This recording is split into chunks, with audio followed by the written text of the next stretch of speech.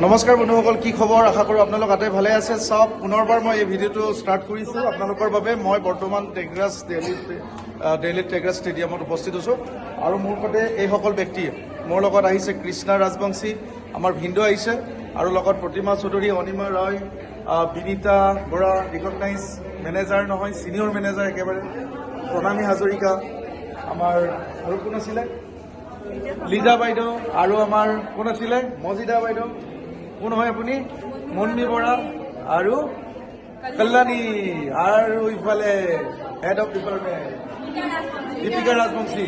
গতিকে আমি এনেকে অসমৰ পৰা আহিছোঁ আৰু এনেকে আমাৰ ষ্টেজত আজি ৰিকগনাইজেশ্যন কৰিব। ঘৰত বহি মোবাইলৰ বুটাম টিপি লাখ লাখ টকা উপাৰ্জন কৰাৰ সুবৰ্ণ সুযোগ, লগতে আজি এনেকৈ মান সন্মান আকাশেৰে উৰি আহিছোঁ, অৰ্থাৎ উৰাজাহাজত উঠাৰ সপোন পূৰণ হৈছে। গতিকে আহক আগলৈ আৰু দেখুৱাম। ধন্যবাদ।